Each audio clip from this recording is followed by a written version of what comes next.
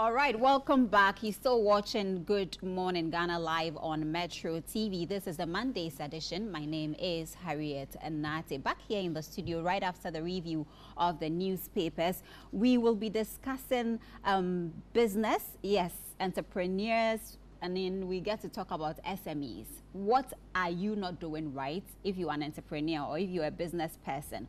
What should you do right to be able to get funds in case you need assistance, financial assistance from the banks, and probably you have a few technical hitches here and there. You might not even know what you could be doing wrong. And so we have an expert in the studio with us this morning to help us understand really the things that we must do right so we can be able to get financial assistance when the need arises. And so joining me in the studio to do the discussion is Gabriel Ofori-Yeboah. Gabriel Ofori-Yeboah is a business intelligence analyst, and he joins us on the show to discuss business and what to do right to be able to get financial assistance from the various banks in case you need money to assist or lift your business to where you want to see it go to. Good morning to you, Gabriel. Good morning. It's good to see you on the show. Good to see you. Today we are not going to be all technical, so we can get viewers to understand. So I hope we will be breaking it down to the maximum course so people can relate to some of the topics or the issues that we will be discussing on the show, right? Sure. All right, so let's begin with when they say SMEs. I know these are small and medium-sized enterprise. Owners, yeah. Okay, so tell us, what role do they play? Okay, basically, apart from SMEs being the engine growth of every economy, okay, most of these SMEs contribute to the major growth rate of the economy. For instance, they offer employment rates to individuals. Okay, they also seem as the main core, okay, for every economy.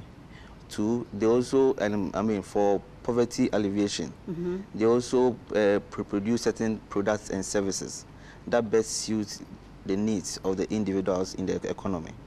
Okay, and aside that, they also do certain imports. Okay, so the goods that they produce in the economy and the export rate that they also export to outside countries. So they kind of also create certain sort of employment as well. Do they have challenges? Even though I know this, I still want to ask. Since you are a financial analyst, you are in the position to tell us more about some of the challenges that they are faced with, whereby you establish a small business, you are hoping to see it grow to the level you've always anticipated it to get to, but unfortunately you don't have all that it takes to do so. Then you go to the banks trying to get financial assistance from them. Sometimes they deny you. They don't even look at some of the presentations you have to do, and then they just tell you that, oh, we cannot help you. First of all, let's identify the challenges that they are faced with, and then let's talk about what they are not doing right to be able to meet up to the bank's requirements. So some of the pertinent reasons why a bank would decline the facility of an SME is due to the improper structure of how, as you said, they present their documents to them. Okay, so in fact, most of the SMEs in Ghana, from analysis point of view, about 45% of them don't even understand the credit system. Okay, so now what is happening is all the financial institutions give loans based on the credit reports.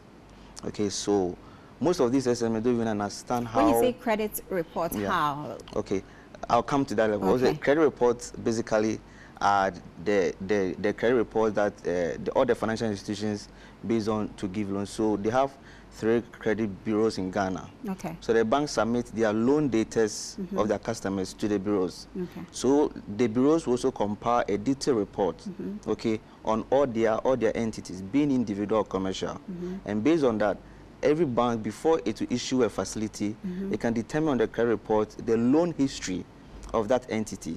So if an SME A is going for a facility, what the bank will do is the bank will now assess the credit report, and in the credit report, it has the business name, the business entity, the address of the business, all the outstanding facilities of that entity. For all you know, that same entity is having some outstanding loans with other banks. Okay. He's not paying well. All right. So on this credit report, all your credit exposures are being spelled out there. So based on that, at a glance, the bank can determine that you qualify for a loan or you don't qualify for a loan. So if you are not actually paying Bank B very well, then obviously if I give you a facility, you're not going to pay me well.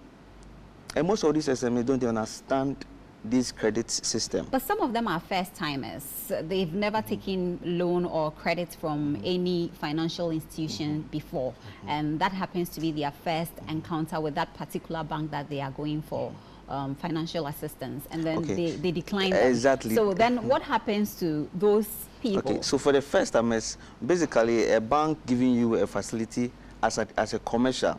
If you're an individual, basically it has to deal with let's say your payroll, you are working. Yeah. So it can secure itself with those entities. But for commercial entity, coming in as a new entrepreneur, you don't have any collateral. They are not sure whether the business you are, in fact, you are going into is a risk or not. I get in it. Yeah. And also some of these startup businesses, they don't really understand the advocacy of the product they want to actually inculcate in the system. For instance, before a startup, you come into a system as an entrepreneur, you need to find out the problem. Your product or service needs to solve a problem. Okay, if you are entering a market whereby it's very saturated, you don't expect, and you are new, you don't have capital. How do you expect the bank to actually push you in the first place? You don't have any assets, you don't have any collateral, you don't have anything. So the bank will go like, okay, so if I give you, how secured am I? What is the, what is the potential ability that you can grow? We often don't do our homeworks well before we start a startup business or we start trying to put a business together. Exactly. You know, one time I was having a conversation with this expert, and then he pointed it out to me. He said, you know the problem we are facing now? I said, what is the problem? Then he told me, the problem we face now is the fact that people are very creative, innovative for that matter, but when it comes to commercializing the product or services to make money from it, that becomes a problem. Yeah. It is why I'm asking whether you think sometimes we don't really do our homeworks well before we even establish most of the businesses we see out there, because sustaining it becomes a problem. Exactly. So as you said, that's very true. The homework is not done well. Some same entities can start up very well. They'll do very well in the first 2 years, 3 years. But then in the 4th year, they'll collapse. Right? They collapse, being that they don't really do their sustainability very well, because when they feel they're in business in the first 2 years, they feel very relaxed, and now they seek to go for funds. And these same people who are willing to give you funds will have to base on what you've done before. Right. Okay, so if you've not really achieved anything before, if you've not even started anything before at all, look, nobody wants to give you his funds if he's not secured with the funds. So as I keep telling these people, they should do their homework very well. Some of them do what we call the profiling. Even some of them, when you take their business proposals and you go through, you find a whole lot of mistakes here and there. Therefore, we need a consultant or an agency but the where problem we can walk in and say, this is what I want to do. What are the pros and cons? What should I look out for? How do I succeed? Do we have something like that? We have such entities there. Most of these credit bureaus even offer consultancy services. They don't talk about that part. They only talk about the money. Come for the money because of the interest they are going to make. So they don't even school you. You know, first of all, like to equip you with the right. Do you also accept? Will you accept that some of these entrepreneurs, when they start their business, they think they know. So they don't do any consultation. They feel they know what they are about to do. It is my money. It's my money. To begin with. To begin with. But your money can sustain you just for about 3 years. Right. And what happens next? We need a long-term plan. So the long-term planning has become a hiccup for some of these SMEs. How can we solve that problem? Therefore, now that we have identified the problems, moving forward, how do we do things in a very right manner or in a good way so we can meet up the demands and the requirements of these financial institutions for assistance? So I'll break it into two, as you said, for the startups and those already in business, the business as usual. So with a startup company, one, before you will start a business, you have to make sure that whatever you are bringing up is coming to resolve an issue in the economy. And if you're going to resolve an issue in the economy, definitely people will capitalize on it.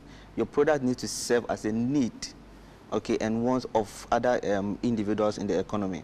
Once you've been able to identify that, then you have to come up with your goals and a particular objectives.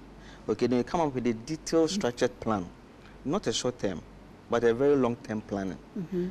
I have dealt with most SMEs, with the startups. Some of them work like the way you are working. You accumulate funds, savings, and they feel like, oh, I have accumulated about 100,000. I can start a business. Yeah. They start a business, they sustain themselves for about 5 years, and they go off. Okay, sometimes it has to do with the employment processes. The family and friends are becoming too much because it's my business. Can we do away with the family and friends bit, please? How do we do that? Oh, we can do that by being very strict. Our you see, cultural sometimes setting doesn't even allow that. You see, sometimes as an entrepreneur, if you're employing, you don't have to do it yourself. Leave it to, people. Okay, leave it to consultancy agencies for them to do it. But if you sit in the room and you're employing, and your auntie's daughter should present herself. We all want to be CEOs, so why are you telling me to, relegate, sit behind and then allow other people to manage my business for me? And then people want to be seen as the business owners. Exactly. As a startup, you might with not have... skills. With no skills. But the title... I get you. But you see, as a business owner, you might not have all the technical expertise. Okay, you might not even know the market structures very well. So getting somebody, in fact a consultant, to manage that aspect, than to get your own family, your brother, sister's daughter, unless the person is qualified. If the person is not qualified, and you feel, oh, because it's family, I can get the person in that position, you go to the office when the person will be Facebooking. We also try to cut down costs. If I'm going to hire you and I have to pay you as you are due, or as I know this is how much I'm supposed to pay you, this is how much you are bringing in, why don't I rather go for my niece or my nephew or a friend who is going to take less? Exactly. That way I get to cut down costs. That way you get to cut down costs in the short term, but not in the long term. All right. Then. So cost reduction, actually, as a business entity, you have to look at it in the long term running. Okay, so if you are employing a specialist to solve a problem, and you pay him off, and you know that problem can sustain you in the next 5 years, why don't you go in for that person? You talked about long-term planning and short-term planning. So we are moving forward. We are doing the long-term planning. Sure. How do we measure for growth? Okay, so if you're a business entity, you measure growth by actually identifying certain key performance indicators that surrounds your business. Okay, for instance, if you are advocating a product in the market, your product is in the market, you need to do some survey to see how well your product is doing. Then once you know that this product is doing extremely very well, about 20%, now you come to the internal indicators.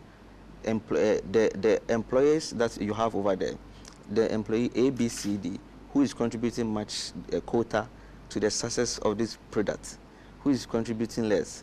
Now you do some shifting over there. If this person is providing less, he needs training, you push that person.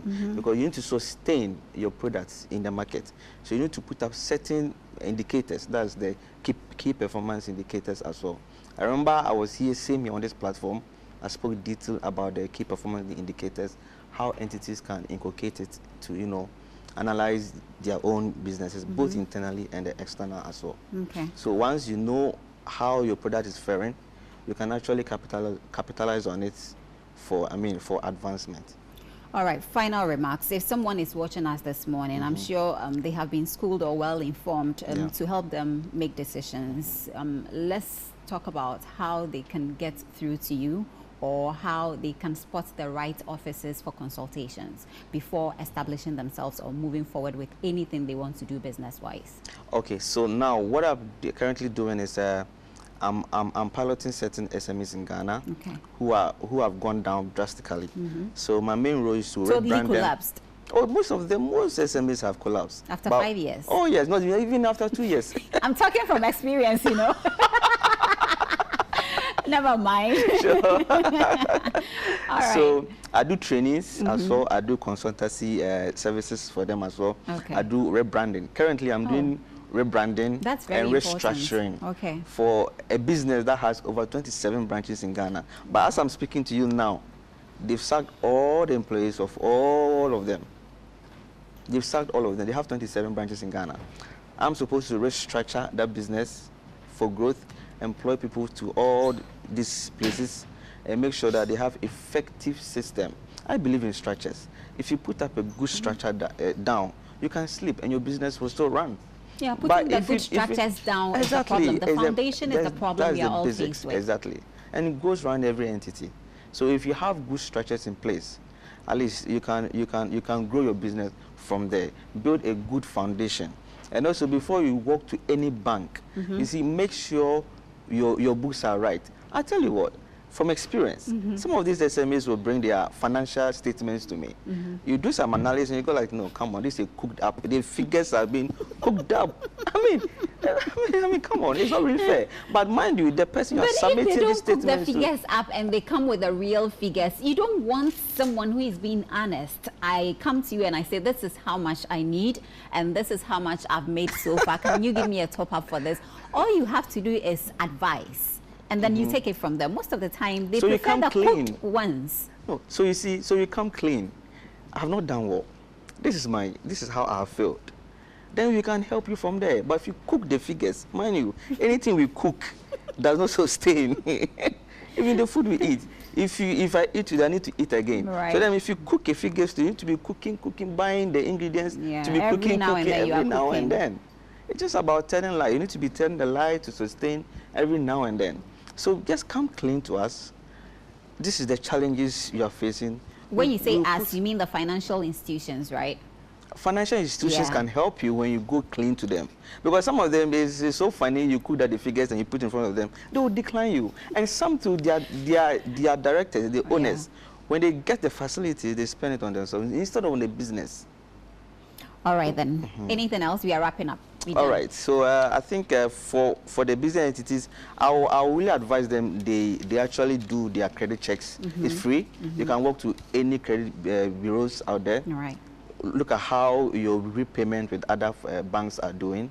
Because based on that, the other banks can also give you a facility. Okay, and if you have your own money too that you want to invest, I think you can also consult first. Exactly. So they can help you. Consultation is very important. Right, before you invest in anything you want to do. Thank you so much for coming through this morning. I'm sure we'll be seeing you often on this platform because we need this education. Exactly. All right, like I said, I spoke from experience. I hope I'm not going to make those mistakes anymore. Yes, I've learned my lessons.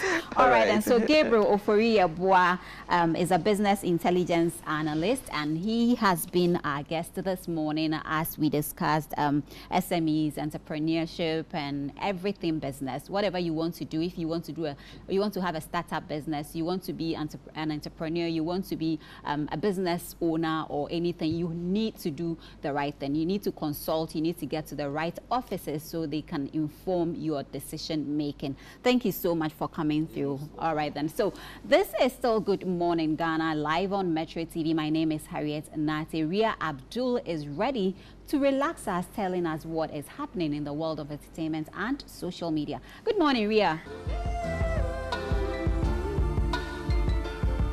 Good morning.